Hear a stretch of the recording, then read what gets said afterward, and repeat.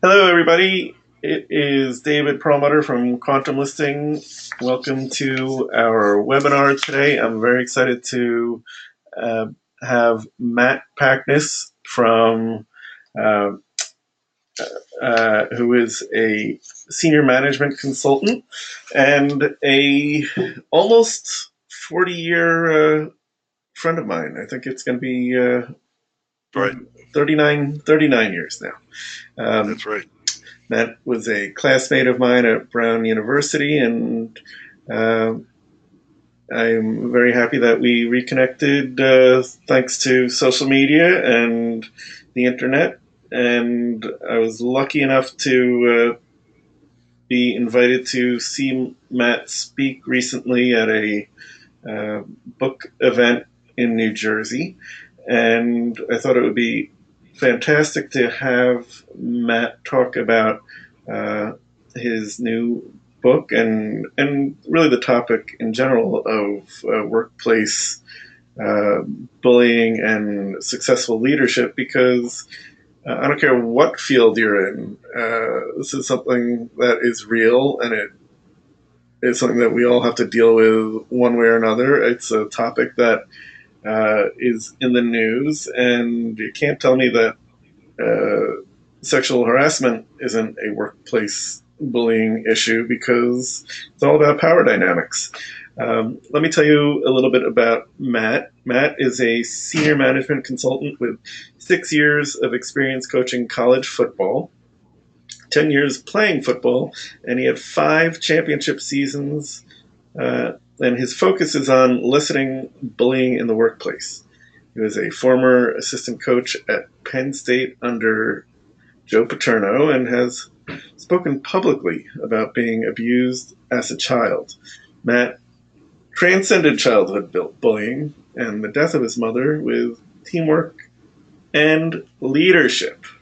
He has dedicated over 25 years of consulting to helping global clients embrace healthy management practices and to thrive.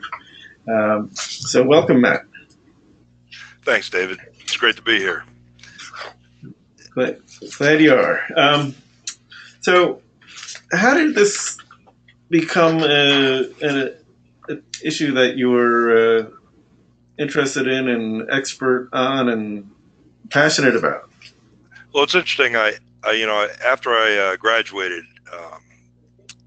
I had a couple failed NFL tryouts, and my senior year, a new coaching staff came in, and they had during the season asked me if I might be interested in getting into coaching. They saw how I'd interact, and I'd help some players with their different technique, and it sort of fell into place. I'd always loved teaching. I was a teaching assistant for several courses at Brown. I loved the game, and my high school experience. You were there a couple of weeks ago. My head coach, he's going to be 90 in a couple of weeks, showed up. But that had a major significant impact on my life. I had grown up, had some significant traumas as a kid, and was sort of wandering around, and then through a series of things. It wasn't just the football, but I think that was a major factor in my life. So I thought, well, if I could help other people that way, I'd like to do that. So I coached for 6 years. I coached 2 years at Brown, 2 years at Penn State, 2 years at University of Rhode Island, and I was interested in my experience at Penn State. I never saw any abuse, but it was just a very strange power dynamic. So I was sort of turned off from coaching. But they started a program at URI in sports management, using sports concepts to benefit society and school systems and organizations. And that sort of fascinated me. And while I was on campus, the head coach found out I was there, Bob Griffin, and he offered me a position on the coaching staff, which turned out to be a great experience. So it was a nice way. But I told him all along that I really didn't want to coach, but I wanted to take the concepts of leadership and teamwork and maybe get my MBA and maybe start a practice where I could spread that good news. So essentially that's what I did. I had an internship at their retreat center called the Alton Jones W. Alton Jones campus, about 3,000 acres out in West Greenwich, Rhode Island. And they'd have all kinds of, my initial intent was to work with at-risk youth. And I think the first group I did, this was back in '91, was an upward bound group.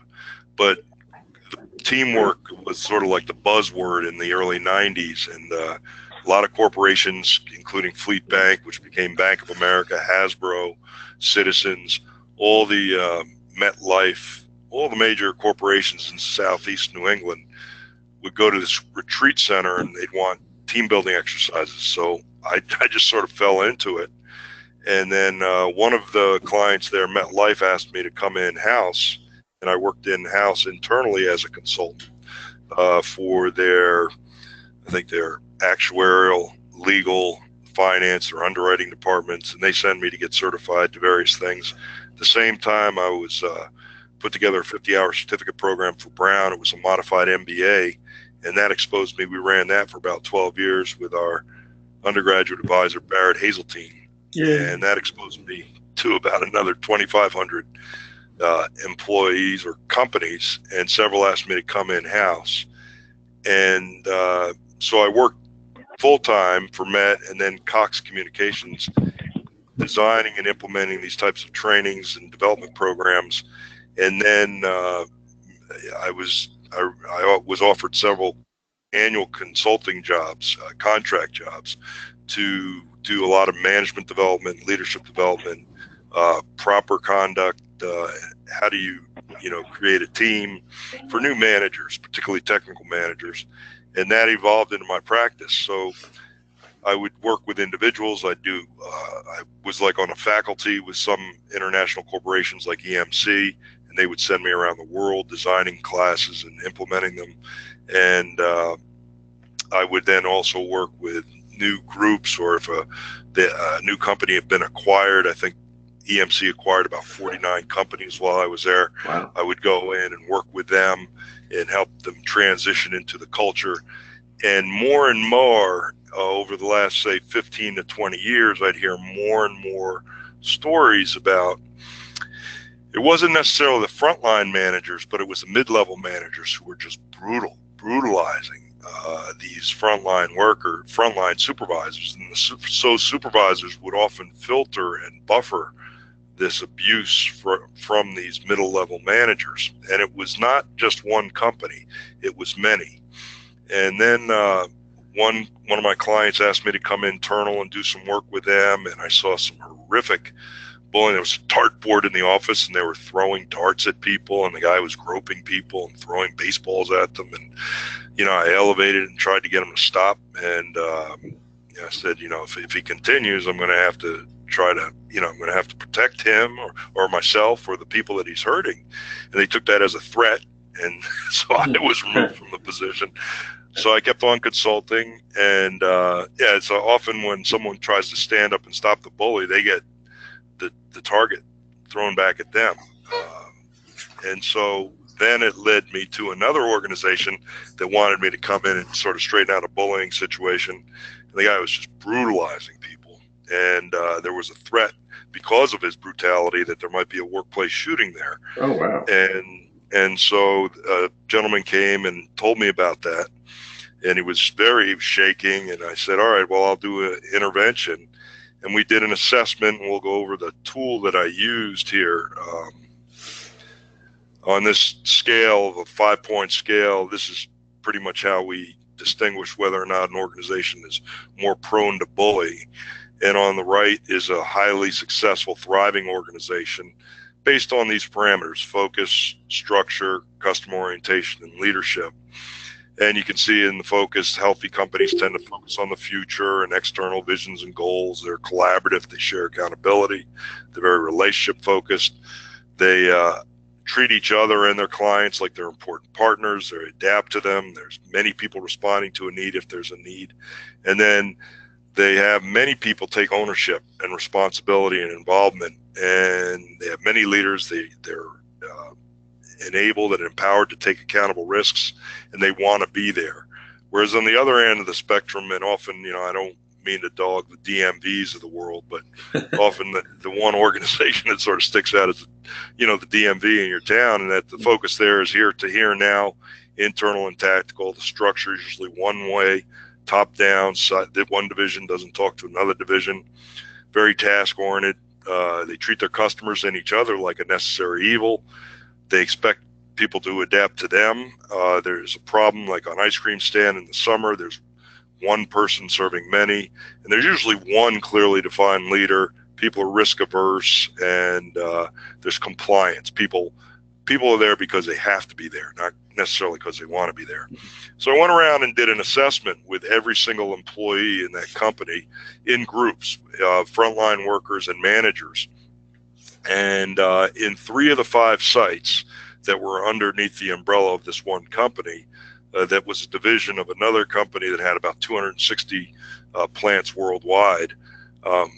Three of the 5 sites, they scored on the scale a healthy side or the thriving side that was equal to a 5.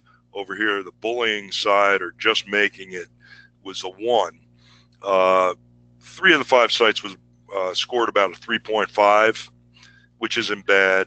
The managers scored slightly lower than the frontline workers, which you want to see because the managers are generally exposed to more in the organization, so their view of the organization may be a little less positive than the frontline workers. One organization was in the middle, and you'll notice if you're in the middle, there's a lot more stress, anxiety, fear, confusion, frustration, because you're not sure who's going to show up or what day. If you're dealing with a bully, it's like a Dr. Jekyll, Mr. Hyde thing. It's like people will ask you, say, I wonder who's showing up today.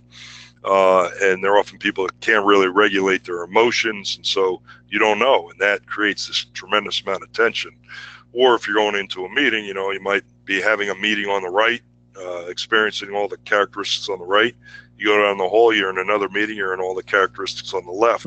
You don't know when that's going to happen, and that's what really causes stress, that gap between where we'd like to be or where we expected to be and where we are. So if there's a gap between that expectation and reality, that causes stress. And that's why in the middle here, where you don't really know where you are, on either end of the spectrum, it's not as stressful. On the left, clearly it's not pleasant, but you know what to expect every day. On the right, it's pleasant, and you know what to expect every day. Well, the one site was right down the middle, and they fired that manager within about 2 weeks. The plant that was problematic that I was situated in, where the gentleman was concerned about a workplace shooting, scored a 1.7 or a 0.75. So they were, they were right over here. They were right along this arrow. And so clearly it was a bullying environment. The managers actually scored it higher, about a half point higher, showing that they were probably part of the problem. So with all those experiences, and that happened about 2 years ago, I put together a manuscript, and the manuscript was circulated, and within about 10 days I had a deal with an imprint of Simon & Schuster to write this book. And so that's how it came about. They needed it in 8 months. So that was the summer of 2017. It was finished last spring. It was released this past September 2018, and now it's out and about. And it's being purchased by both organizations and individuals. And I guess, you tell me, would you like to talk about a little bit about, what it is and how people can sort of identify it in there? Yeah, absolutely. So yeah, I mean, and I have 10 minutes left in the book. I just heard about the harpoon harmonizers just to prove that I've gotten that far.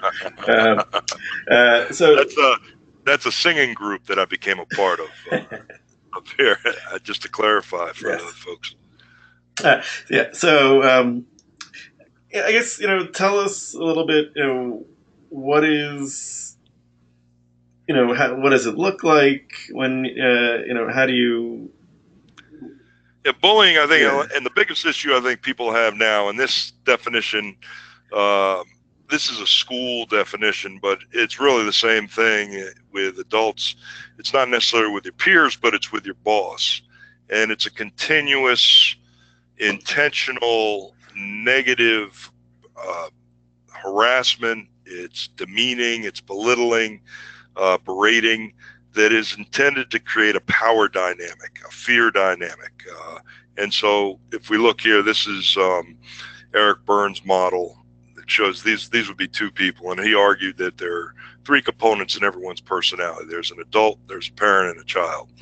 And so in a healthy perspective, everyone accesses that healthy component of a parent when they want to evaluate a situation, problem solve, evaluate, nurture.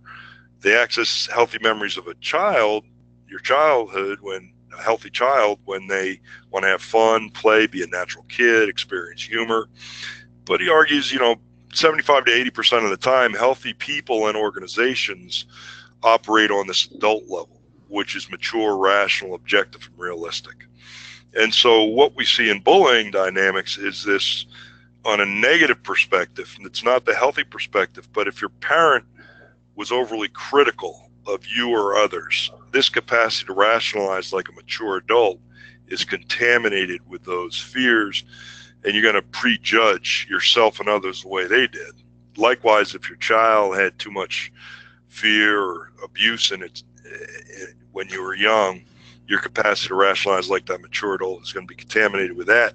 With those fears, you're going to be delusional about that experience. So the most common dynamic we see from these repeated negative outbursts is this parent-child criticism, fear, power control dynamic that is extremely unhealthy, and it leads to a lot of gossiping and sort of like people feeling like they're really disempowered.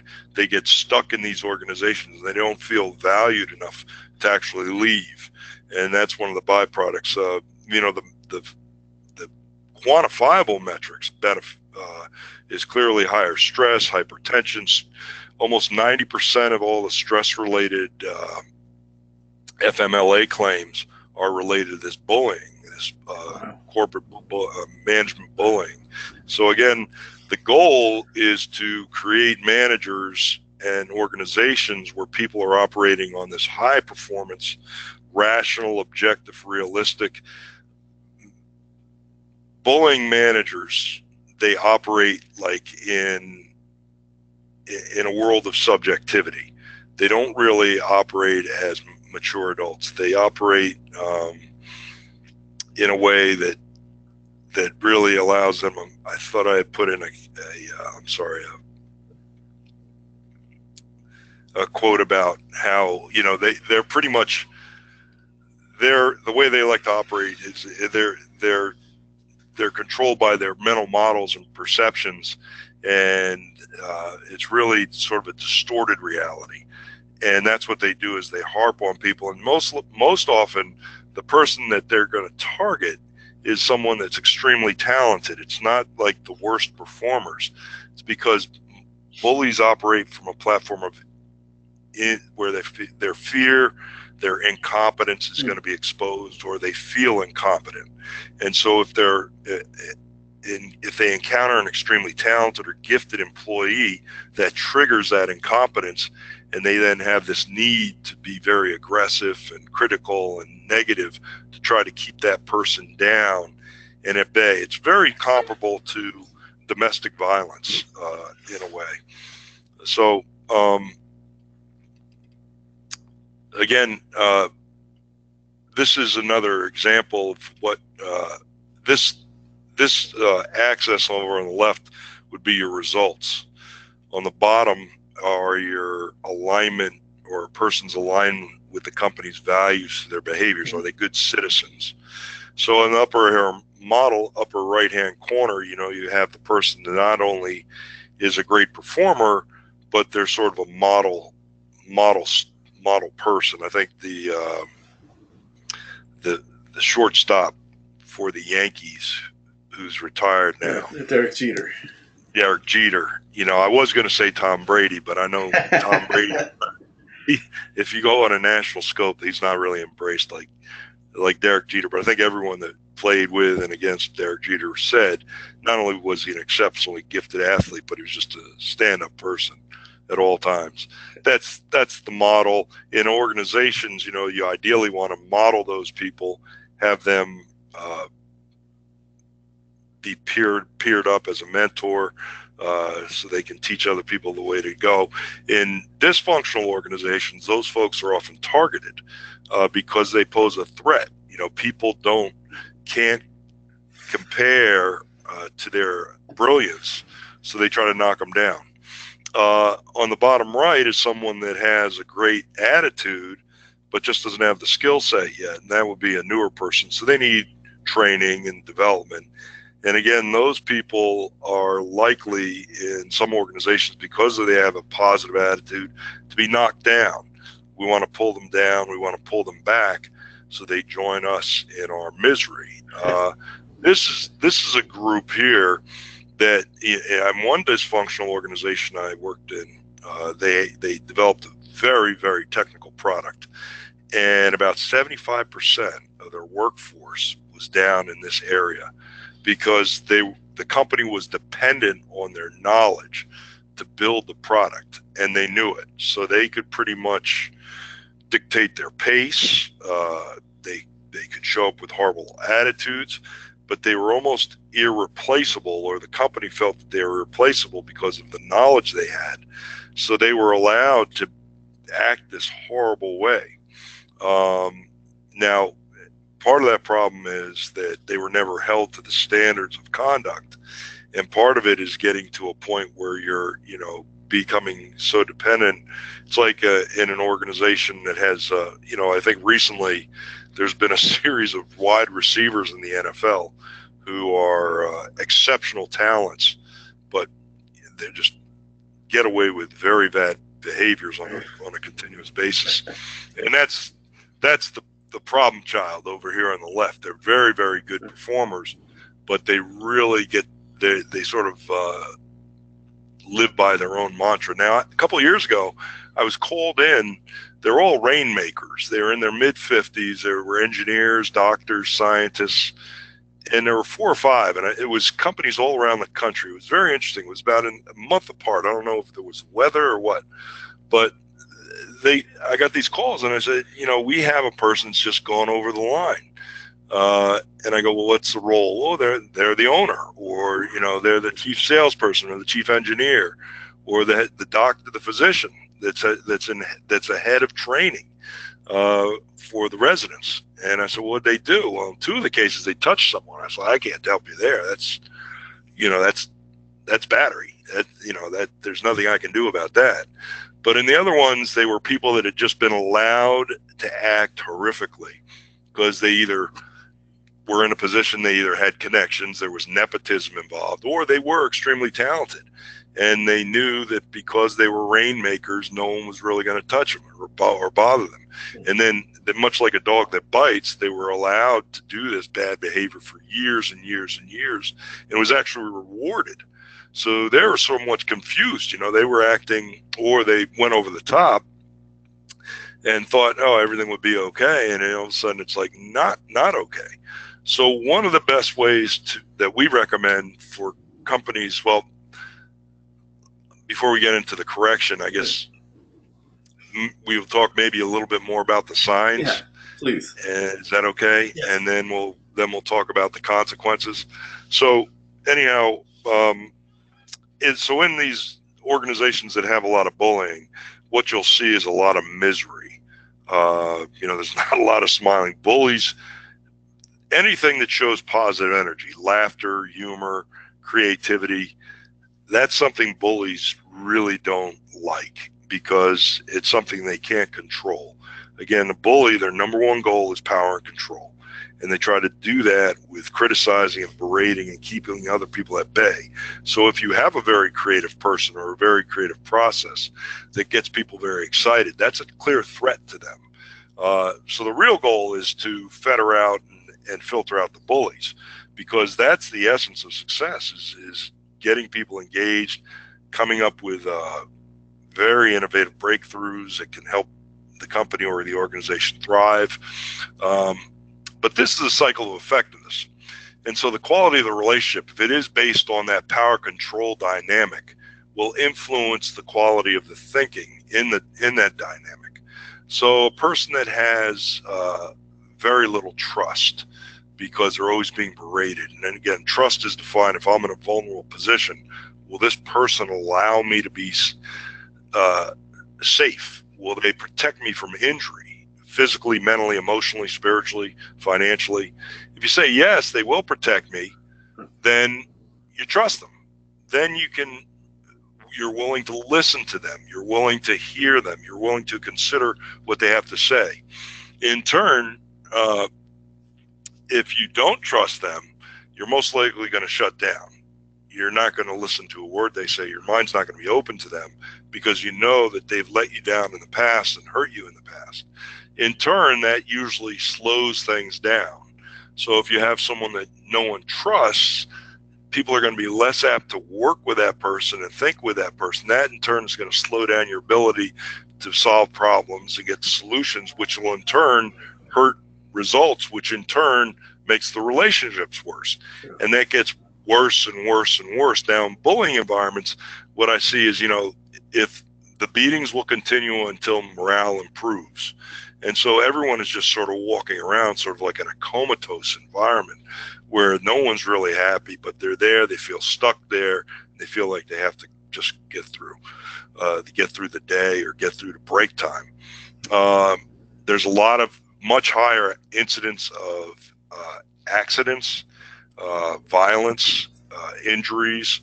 FMLA claims are through the roof. Turnover is very high. Sick days are very high. From a personal perspective, again, we had talked about stress, but yeah, these people go out and they're sick. They tend to get in more injuries. They tend not to be happy. There's more depression. In a very healthy environment where there's co-equal, rational, objective adult behaviors, the quality of thinking is very high. And again, that's one of the key components of a successful leader. They uplift the thought and conduct of the people they influence. So people are eager because their thoughts are openly embraced and encouraged and really listened to. In turn, there's a high level of behavior. People respond quickly to one another. There's a high level of respect. Engagements are efficient and effective.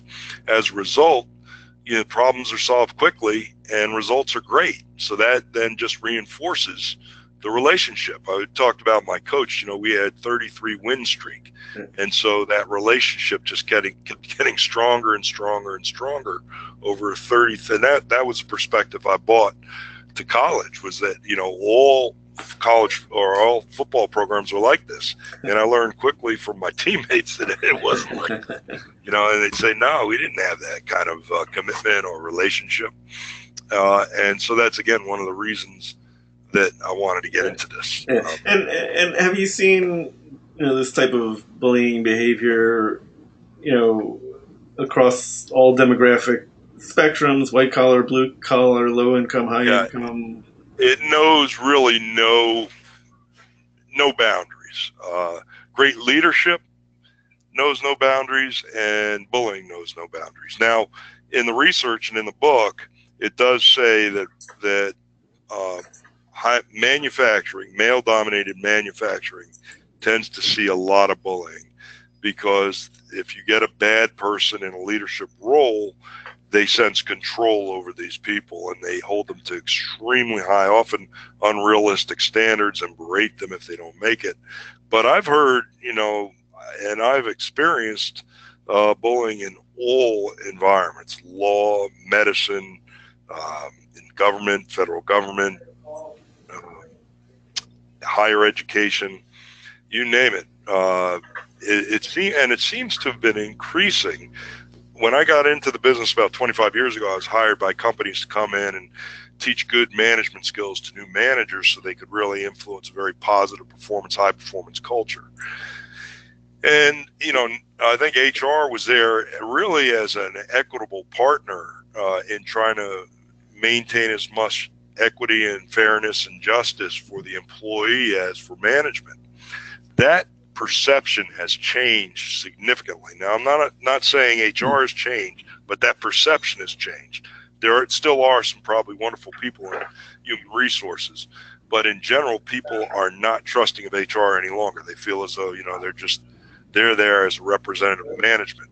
And so if your management is not inspiring or uplifting, that's most likely a sign that there's bullying going on. And we talked about this sort of distinguishing factor between what really distinguishes thriving and surviving organizations. We've talked about some of the consequences. So now we can talk a little bit more about, I think, if you'd like, how do we overcome that? How do we? Yeah. Before we move on, though, give me two or three examples that people you've been consulting with say, this is or how does, like, in real life, how does bullying manifest itself? Is it just is it? I mean, you mentioned the guy who was like throwing darts and baseballs at workers. I mean, is it take more subtle forms sometimes? Absolutely, yeah. What I find is that a lot of the bullies will do it, and they'll take someone aside privately, and they'll just rip into them. What are you doing here? You're too old to be here. Or they'll set them up to fail. They'll give them, and when we talk about how do you prevent it, one of the best ways to do that is with real clear goals, roles, processes. So bullies they thrive in subjectivity. And so, if you hear, oh, we don't really have workplace, job descriptions, that's a red flag, because what they'll do is they'll give you, bullies are doing this for a sick need to control and for power. So one example was someone was given like a marketing script that was out of their job preview, and they were said, well, can you try to reword this? But it turned out to be sort of like a devil's duty. Every time the person tried to make an improvement, it became worse and worse and worse. And this whole thing that wasn't even part of their job description became this horrific bullying experience. Another one is, they'll just side up to you. I've seen this, and the person will just sort of lose it, and they'll start attacking a person in front of another person. But with the way the laws are now, and bullying per se is not against the law, but it often qualifies as harassment or discrimination.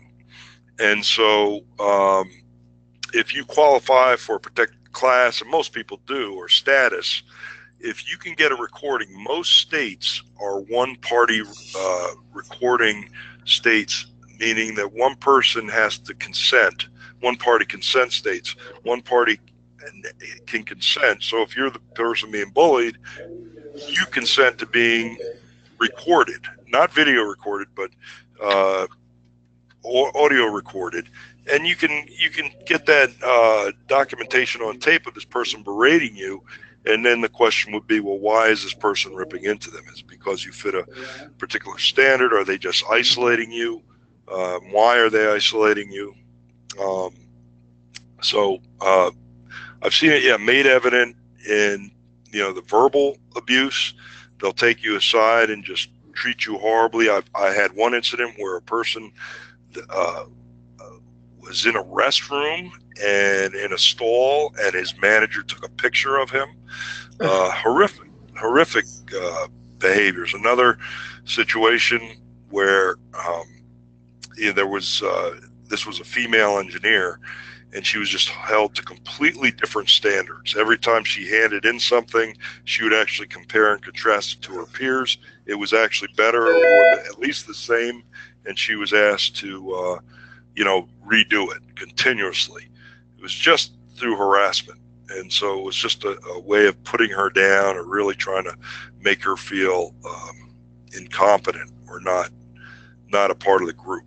So it can be through the criticism of your work. It could be through excessive work, performance expectations, unclear roles, unclear processes.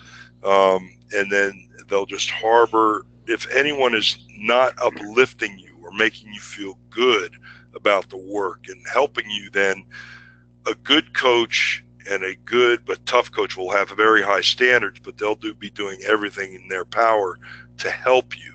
What a bully tries to make you feel is incompetent and make you feel as though you don't belong in the job, so they try to control you with fear, like you're going to lose the job. Whereas a good coach will give you all the resources and tools that you need in order to get up to speed. Let's see. So, how would you recommend that people address bullying at work, whether individuals or the organizations? Well, yeah, the tough thing is, I think that the one thing that people have to be aware of, number one, is you have to have a group of executives or board members that become aware and want to make a change.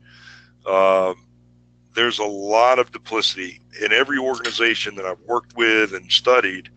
People through the executive ranks know about the bullying, and you say, well, why would they continue it? And it's really dumbfounding, because at one organization I worked at, we calculated that through FMLA, mistakes, rework, downtime, overtime, because they were understaffed, all the bullying this person was doing was costing the company about $500,000 a year. And he was left in there to continue. Wow. And we're like, what sense does that make? So it could be a political reason. It could be a nepotism. It could be, the person who knows people. It could be that they don't, for some reason, they don't see the problem. So the best argument that I've seen for people to make change is to go to someone with an empathetic ear, if you have that person, and make a business case. Show that, the total cost of the bullying in sick days and turnover, in accidents, there isn't really no benefit. It's really the cost, right? Sure. The only benefit of bullying is to that bully's distorted ego and the power, but the costs are significant. So all those costs can come down if you get a good leader in there. So you're saying there's a negative return on investment on permitting bullying. Exactly. So that's where I've seen the successful changes made. It's been a global change, and they'll come in and they'll clear house. They'll say, this has been going on too long, and it's an unhealthy environment, and you do this assessment, people clear out, and I have seen it, and then new people come in.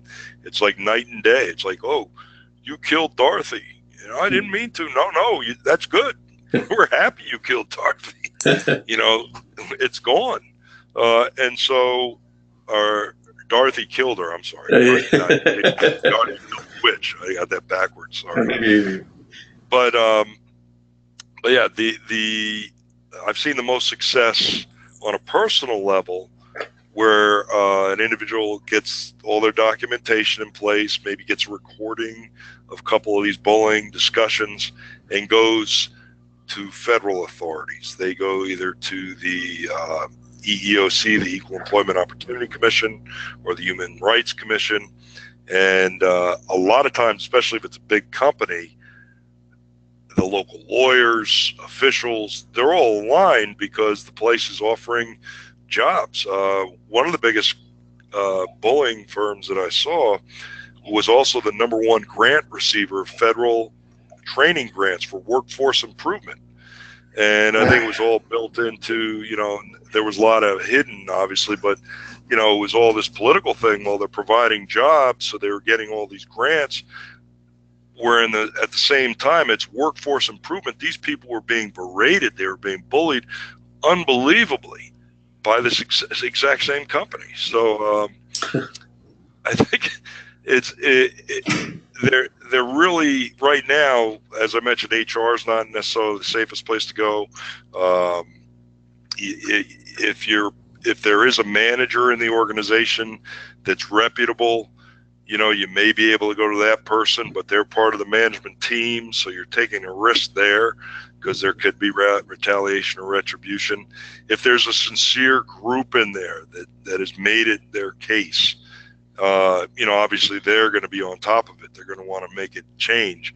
But I think the other obviously healthy move is to move on, which isn't the right thing, but it's to move on for your own mental and physical well-being, is to go work for a good boss. And again, those are the people that encourage innovation. They encourage healthy communication. There's listening. You can pick up on the innuendos. It's like 8th grade cliques. People don't really look at you. They snicker, they smile. This is just another thing that I think a lot of organizations that are very healthy do, is they're very transparent. So this is just I don't know if people have seen this, but it allows people to look. The key element of emotional intelligence is self-awareness. And so I think this is called the Koshari, or I'm mixing up the names. But anyhow, it shows that your level of self-awareness as compared to what you know about yourself as compared to what other people know about you.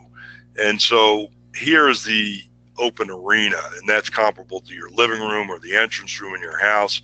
It's what you know about yourself and your organization and what other people know about you. Down here, this is where bullying takes place, right? It's what you know about what's happening in your house, but what other people don't know about you. And that's, going on in the private places. That's in the worst case scenario. You got Sandusky with Paterno. Yeah. Over here, these are the blind spots. This is what other people know about you, but you don't know about yourself. So this could be, someone that I had an example of an executive that used to pick his nose when he did a big presentation. And so I was like, finally he just clearly was unaware. He did it as a nervous reaction. But in healthiest organizations, these are open. There's transparency. So there aren't hidden, unknown behaviors. Likewise, there's a lot of self-awareness. People are given the opportunity to take a lot of self-assessment tools so they know what's going on. And then down here, this is where opportunity lies. And there's a story about a woman who died a few years ago in Pittsburgh, and she had a box of baseball cards in her attic. And she didn't have any kids, and her nieces and nephews went into the attic, and I think they found this box of cards that had Babe Ruth, Honus Wagner. It was like worth $12 million, some ridiculous amount. And so the same thing happens with breakthroughs. Only when we're being honest with ourselves and about the organization, that's when people feel free to really think outside the box and think about opportunity. And that's where, these unique breakthroughs, and that's where unique organizations want to be and have the opportunity to be. Bullying really undermines that. I'm sorry, it's Johari window. One guy's name was Joe, the other guy's name was Harry. So they called it the Johari window. That's what this basically shows. And so, as you can see, one of the first things that's key about a good leader is that they're self-aware. In turn, they can self-regulate. And that's a sign that you're around a person that's not going to bully. They know they can regulate. A lot of bullies work on impulse, very reactive.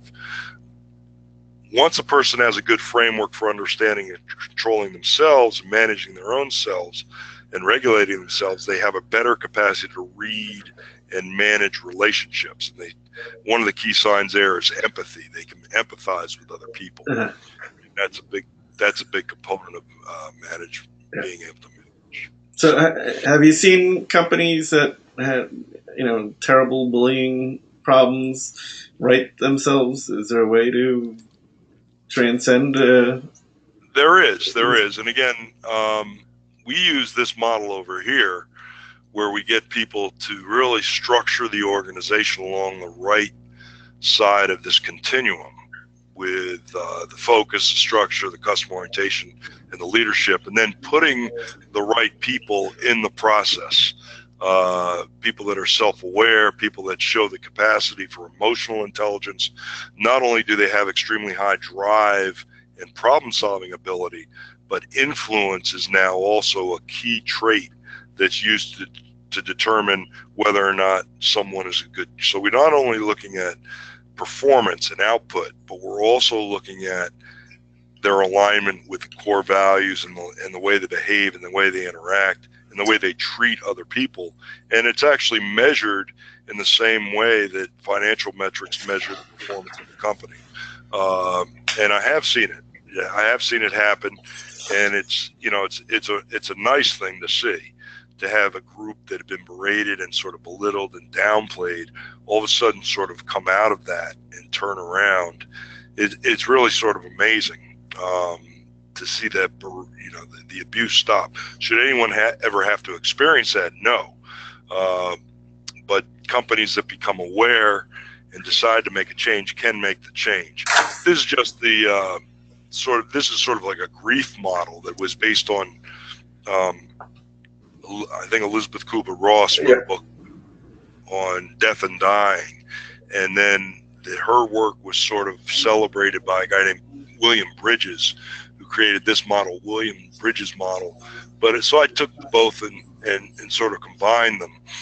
This is the first step where, I went in, I was in an organization, and the guy's throwing darts at people. I'm like, what? What's going on? And the first step is, I can't believe this is happening. And then you resist, and you're sort of like, why did I pick to come here? What was it, an idiot?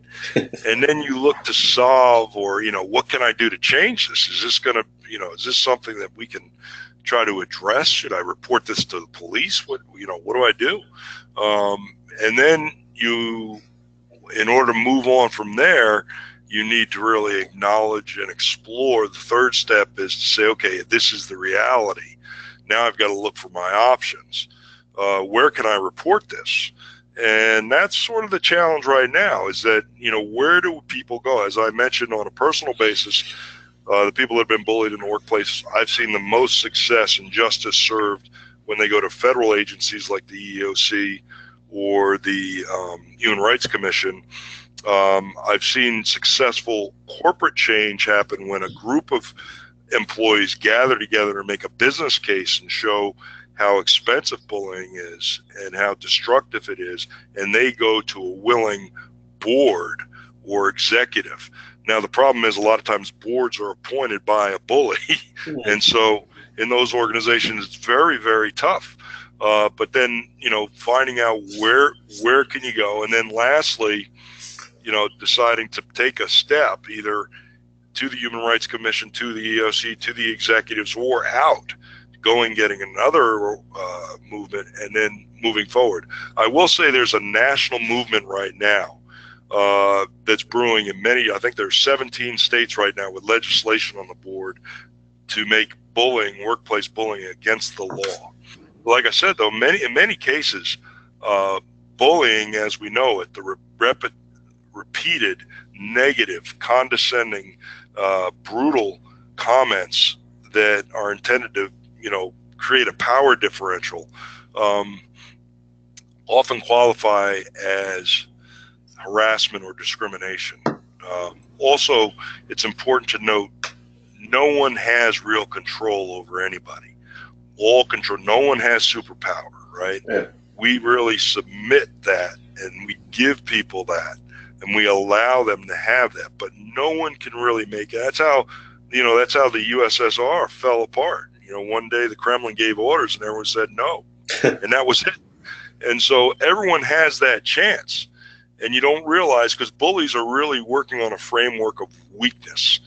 And once they're challenged and once it's pushed back, they collapse.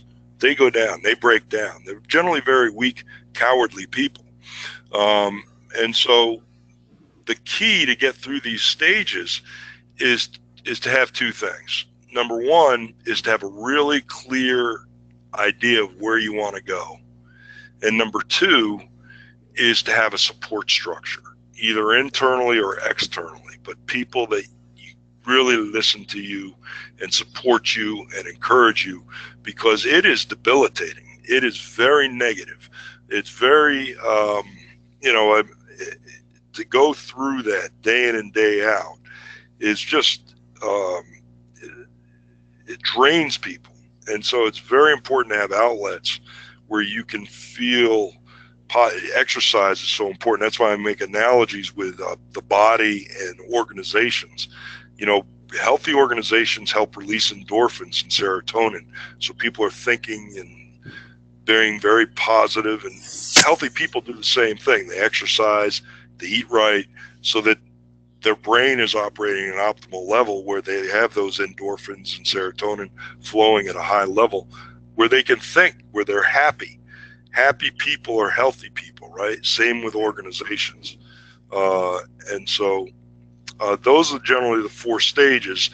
We're offering also, a person like myself can direct and help people and help organizations get back on track and move forward. And, even lawyers up till recently have questioned, since bullying isn't legal. They're not really, a lot of them don't take on bullying cases. But I think that's changing somewhat.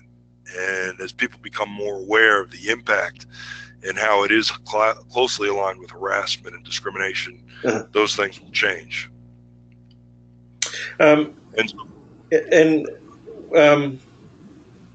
If you had to say, what a successful organization is in successful leadership in a few sentences, how would you sort of summarize that?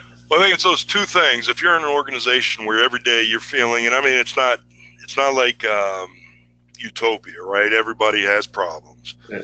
But if you're on a regular basis, the norm is being uplifted in thought and conduct. So people are always trying to raise the bar and always make themselves better and the people around them better. That's a sign of a healthy organization, whether they're always trying to improve. So if an organization is not willing, these are the things that, if you can't get to a goal, there's usually one of three reasons. People aren't willing to do it, they're not able to do it, they're not allowed to do it. So the question in organizations, obviously, that promote or allow bullying is they're not willing to stop it in a lot of times. So you got to ask yourself that. Are people here really willing, or are they just giving it a song and a dance? Can we? Everybody has the ability to stop, but do they really have that? Some leaders don't have, or some people in leadership roles, officials, don't have the capacity to see the bad behaviors because they're part of them. So they may not be able to see it emotionally or mentally. And being allowed means that people are actually setting you up for success rather than for failure. So organizations that allow people to stop bullying are those that, give them the tools, the resources, the goals, roles, the processes, the healthy relationships, high level of commitment to succeed. They allow their people to work at a high level. So in an organization that's healthy and a leader that's healthy, they show a high commitment and a high willingness to treat people in a very ethical and respectful way. They are able themselves, through modeling and through results, to show people how to act in a positive way, and they constantly allow people to be the best they can be. Does that answer your question? It does. I don't want you to give me an example of a bullying organization that you've worked for, and to the extent that you're not violating any confidentiality, can you give me an example of a really positive excellent organization that you've worked with, or that you've uh, uh, somebody who exemplifies this type of positive behavior? Yeah, there are a couple. I mean, there are the standards.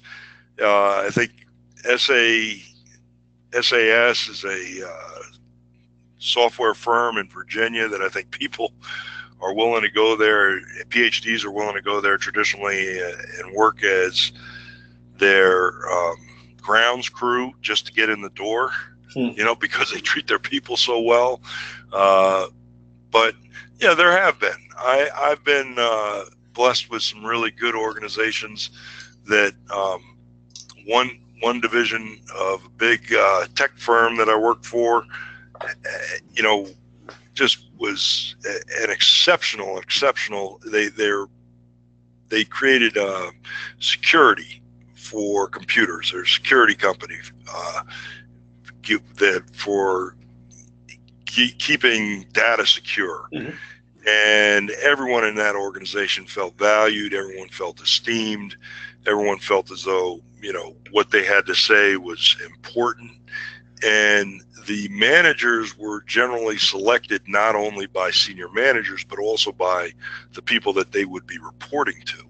So they went through that process. And it was just, and they would say, and they were worried about being acquired by other companies, that because they knew traditionally in their industry, in that tech component, that it wasn't necessarily like that. But they were thriving, number one in the industry, way out ahead. And they were able to do that, I think, primarily with being able to treat their people in such a positive way. I think that if employees got to vote their bosses up or down, you'd see bosses behaving a lot better. Yeah, you see that, in a lot of I was talking about one of the tech companies or its defense company actually makes a huge strategic defense initiative. And those frontline workers know they actually meant if they get a supervisor that treats them poorly, they'll stop. Yeah. And that, they know how to do it. But the supervisors usually aren't the people that are the bullies. Again, it's the people in the middle management. So the supervisor job becomes very stressful because not only do they have to manage a group of people where they have to get a lot of performance out of, but they have to sort of filter out and buffer them from the abusive behaviors, and it can be extremely demanding and demeaning work. Right. So, Matt, I guess that brings us to the end. Yeah, we're coming. We're not quite at the end because I want to our listeners and viewers to know, first of all, where they can find your book, and also if they want to engage you to work with their organization, their team, how can they get in touch with you? That's right here. That's my website. And at my website, obviously, there are links to the book. The book is now available in audio as well. It goes through the 4 steps that we just briefly went over. What is bullying? What causes it? What are the consequences? And then how do you transcend it as an individual or as an organization? And then breaking it down more specifically, how do we detect? How do we address, prevent, and transcend bullying? My phone number's there, my email's there, and then you can also, like I said, if you go online, you can see the book. It's an imprint of Simon & Schuster, so it's posted by Simon & Schuster, and there are a lot of different, on that website, there are a lot of different avenues that you can purchase the book. Are you working on a sequel?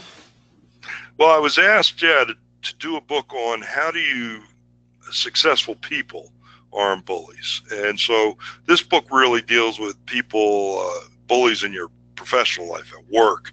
God forbid, I've had to deal with a lot of bullies in my personal life as well, starting as a child. And so how do you deal with that? How do you, overcome abusive environments? How do you overcome, bad things that happen to people in schools and communities? how do you overcome all those scenarios? And I'm working on that right now. Excellent. All right. Well, I look forward to that. I've really enjoyed Successful Leaders Aren't Bullies, although I do have 10 minutes left in the audio version, which, got a full disclosure. But I will tell, our viewers that there's incredible amount of information and actionable advice in the book about how you can first identify it and then deal with it and keep yourself safe, happy, and healthy. So I want to thank you, Matt, for writing this book, because I think it's an important book, one that I haven't really seen anything on before this. And hopefully my team who's watching don't think I'm a bully. Well, I hope not. Maybe we can set up some sessions. Yeah, maybe. And the other thing, not to interrupt, but I wanted to say that it is based on real cases that I've addressed in the last 26 years of my practice. And the other thing I was going to give a plug to is if you're so moved, I hope you consider reviewing it on Amazon, because that makes the world move. As you know. Yes, absolutely. I will definitely do that, and I encourage everybody else to buy the book or listen to the audio version. And feel free to reach out to Matt. He, as you can tell, is a very accessible, open guy, and a wonderful human being. And apparently, not a bad singer either. So I learned a lot. So, no, thank you, Matt. And you did an incredible amount of work for preparing for today, and I really appreciate that. And I think that you did a great job. And when that next book comes out, let's do this again. Yeah, I look forward to it. Thanks, David. Okay. Thank you. Follow up. Okay. Thank you. Thanks, everybody. Bye-bye.